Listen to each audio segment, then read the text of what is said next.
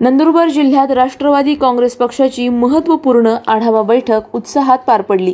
आगामी स्थानिक स्वराज्य संस्था, जिल्हा परिषद आणि नगरपालिका निवडणुकांच्या पार्श्वभूमीवर ही बैठक आयोजित करण्यात आली होती। तसेच पुरुष व महिलांनी पक्षप्रवेश केले।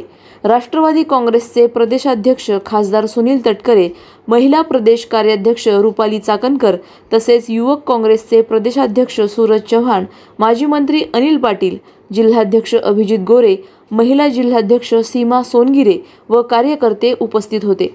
सुनील तटकरे म्हणाले, पक्ष संघटना बळकट करताना नव्या कार्यकर्त्यांना संधी मिळायला हवी। आगामी स्थानिक निवडणुकांमध्ये पक्षाने ताकदीने उतरायचं आहे।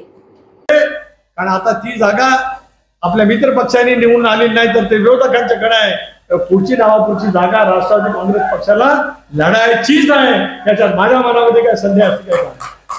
त्याच्याबरोबर अगोदरच पक्ष आणि पक्षाच्या संघटनेच्या कामाला ताकद आणि शक्ती देण्याची आवश्यकता खूप मोठ्या प्रमाणावर आहे।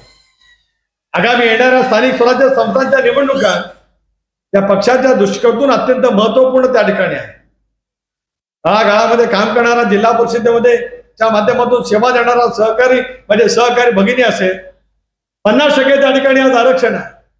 50% आरक्षणाच्या माध्यमातून महिला भगिनीचं एक सक्षम नेतृत्व जिल्हा परिषदच्या आणि पंचायत समितीच्या माध्यमातून, नगरपालिकेच्या माध्यमातून उद्याच्या भवितव्याच्या कालावधीमध्ये उभा राहणार आहे। अशा वेळेला ती शक्ती उभा करण्याचं काम राष्ट्रवादी काँग्रेस पक्षाला त्या ठिकाणी करायचं। त्या गोष्टीचा अभिमानपूर्वक उल्लेख त्या ठिकाणी करायचा। राष्ट्रवादी काँग्रेस पक्ष 59 जागांच्या वरती लढला, त्यातल्या आदिवासी राखीव असलेल्या जागांच्या वरती लढला। पहिल्यांदा आम्ही लढलो अहेरी मतदारसंघ गडचिरोली जिल्हा, धर्मराव बाबा अथराम जागा त्या ठिकाणी निर्वाचित झाली।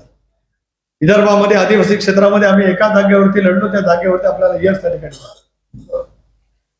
नंदुरबारला नावापूरच्या जागेवरती आपण लढलो, दुर्दैवाने आपल्याला त्या ठिकाणी यश मिळू शकलं नाही। शेजारचा नाशिकचा जिल्हा, त्या नाशिकच्या जिल्ह्यामध्ये आपण कळवणच्या जागेवरती लढलो, नितीन पवार त्या ठिकाणी निवडून आले। दिंडोरीच्या जागेवरती लढलो, तिथे आज मंत्री असलेले नरहरी झिरवाळ निवडून आले। इगतपूरच्या जागेवरती लढलो, तिथे हिरावट मस्को त्या ठिकाणी निवडून आले। ही ओपन झाली। अकोले मतदारसंघामध्ये आपण जागा लढलो, तिथे डॉक्टर रामटेक त्या ठिकाणी निवडून आले। आणि ठाणे जिल्ह्यातल्या शहापूर मतदारसंघामध्ये आपण लढलो, तिथे दौलत दरोडा सुद्धा निवडून आले। राष्ट्रवादी काँग्रेस पक्षाने जेवढ्या जागा लढल्या त्या सगळ्याच्या सगळ्या एक अपवाद सोडता सगळ्या जागांच्या वरती तिथल्या आदिवासी बांधवांनी राष्ट्रवादी काँग्रेस पक्षावरती विश्वास दाखवला। आणि आज राष्ट्रवादी काँग्रेस पक्षाचे आमदार त्या ठिकाणी, ज्यांच्या सर्वांचा मी उल्लेख त्या ठिकाणी तुम्ही। रुपाली चाकणकर यांनी महिलांचा सहभाग वाढवण्यासाठी विशेष प्रेरणा दिली। रुपाली चाकणकर म्हणाल्या, महिला आता फक्त मतदार नाहीत, त्या नेतृत्वही करू शकतात। राष्ट्रवादी त्यांना ती संधी देते। युवक काँग्रेसचे प्रदेशाध्यक्ष सूरज चव्हाण यांनी तरुणांना राजकारणात सक्रिय होण्याचे आवाहन केले। तरुणांच्या सहभागाशिवाय कोणताही बदल शक्य नाही। तुम्ही पुढे या, आम्ही पाठीशी आहोत।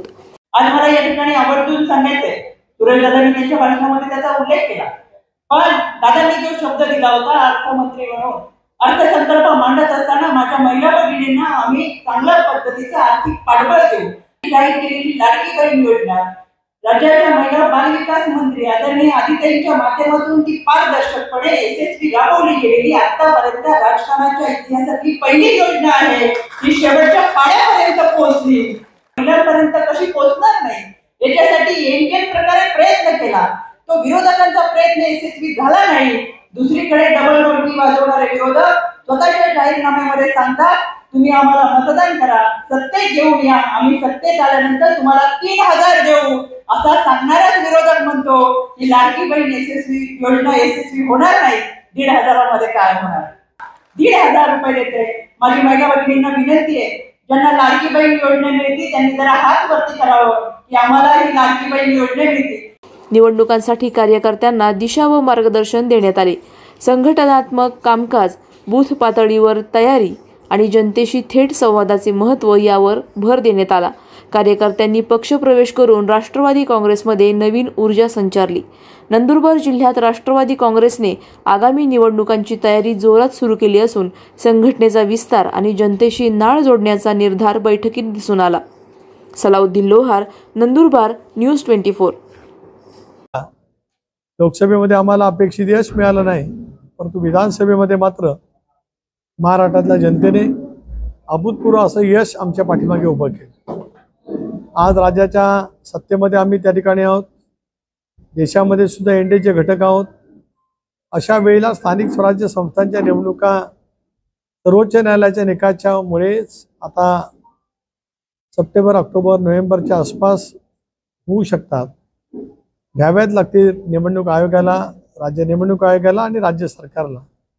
अशा वेळेला कार्यकर्त्यांना ताकद आणि शक्ती द्यावी, संघटनेचा आढावा घ्यावा, सभासद नोंदणीपासूनच्या कामाला गती द्यावी, या हेतूने राज्यव्यापी दौऱ्यांची सुरुवात काल जळगावला झाली।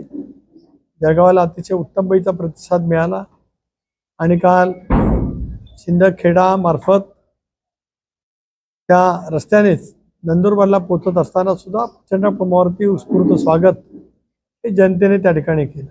आजही डॉक्टर अभिजित मोरे यांच्या नेतृत्वाखाली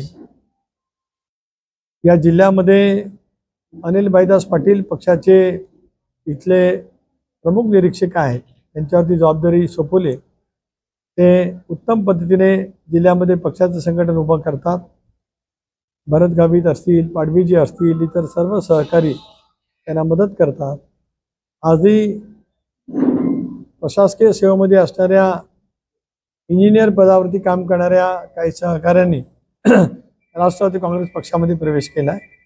आगामी स्थानिक स्वराज्य संस्थांच्या निवडणुका पूर्ण ताकदीने लढवण्याचा निर्णय राष्ट्रवादी काँग्रेस पक्षाने जरूर घेतला आहे। महायुतीमध्ये आम्ही आहोत, त्याच्यामुळे महायुतीच्या माध्यमातून निवडणुकीला सामोरं कसं जाता येईल याचा विचार समन्वय समितीमध्ये त्या ठिकाणी केला जाईल।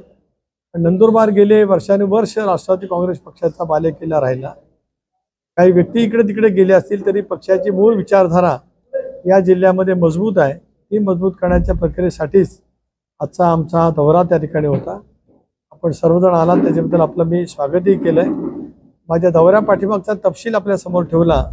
आपल्याला काही विचारायचं असेल तर आपण संवाद करावा अशी आपल्याला विनंती। अशाच घडामोडींचा आढावा घेण्यासाठी आजच आपल्या YouTube चॅनलला सबस्क्राईब करा।